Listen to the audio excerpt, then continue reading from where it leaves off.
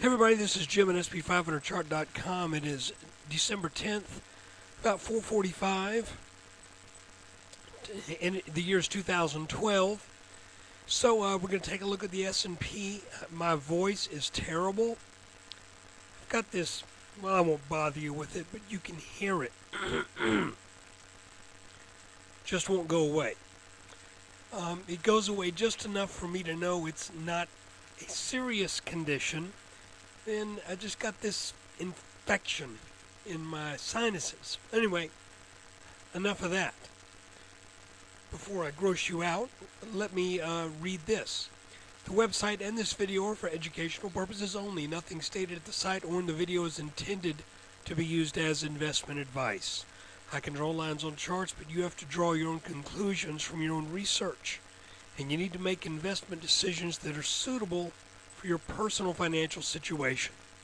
I'm not a licensed financial professional. I'm just a guy who draws lines on charts, and we got a couple little lines to show you today, despite the fact that the markets really did virtually nothing today.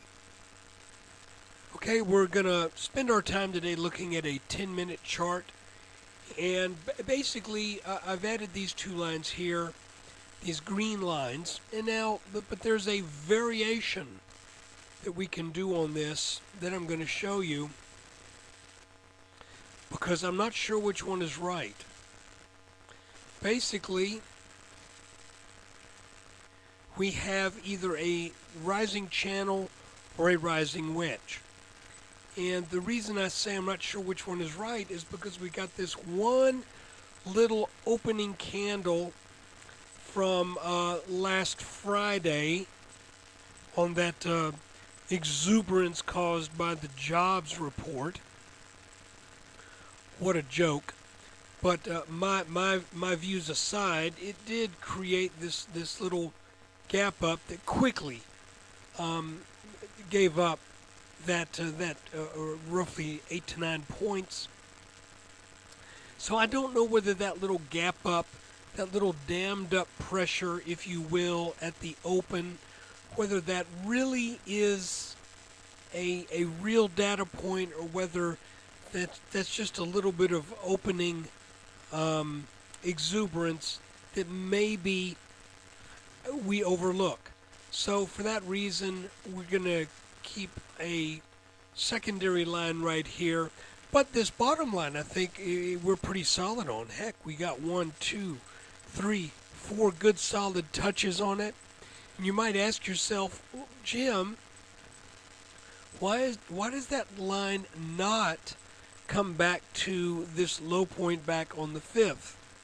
And the reason is I've just seen over and over again where channels develop after a resistance level is overcome, or after a fairly large upwards move takes place. This signifies the change of direction, but then this signifies the market's reaction to that change of direction.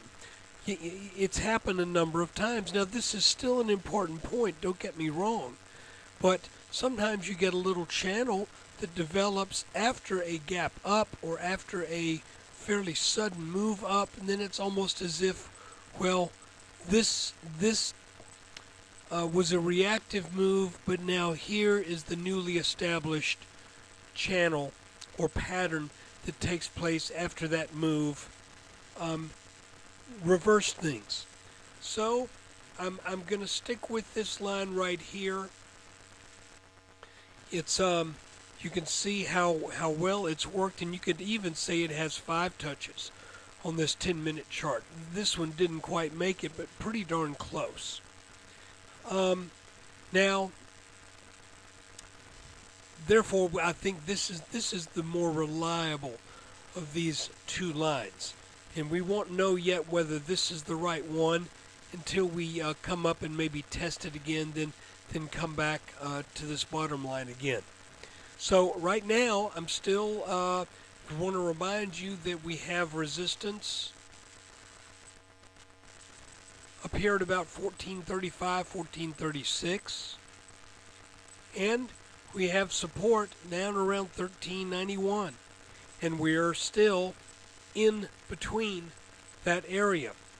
Now, this line also bears watching. If we break this green line and then come down and take this out, then this puts this entire move off of the mid 1300s where we had that low back in the middle of November. If we take this out, then all of that move looks to me to be at risk of at least coming back for something of a challenge of the mid 1300s, because let's look at this pattern here. Look at this gray line and think of it as a potential upsloping neckline. Okay, so we have a rally, a larger rally, and now another rally. If this rally were to fail and we were to take out both of these lines, then I think we're setting up another move down. But that hadn't happened yet, and we still have our little inverted head and shoulders down here that still points to the mid 1430s. But this is getting a little dicey. It's getting a little complex in this area, and you can see if we look at a daily chart, yeah, you can start to see why. I mean, it looks to me like there is a possibility that this is a top right here in the 1470s. But you know, we're gonna follow it and not call something definitive until it shows itself.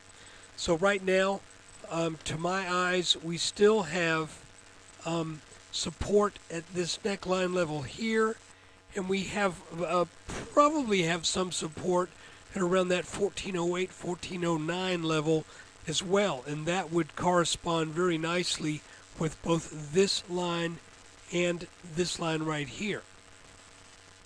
If we look back again on an hourly chart, I'll remind you we had a triple top that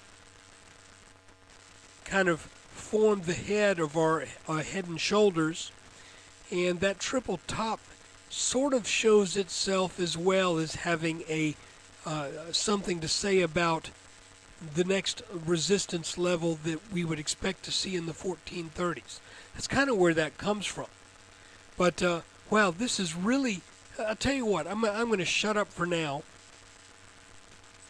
because my voice is starting to give out. But tomorrow, if I've got a little bit more steam in me, I think I'm going to look at this chart and we're going to look at it as something of a Rorschach test. You know what a Rorschach test is?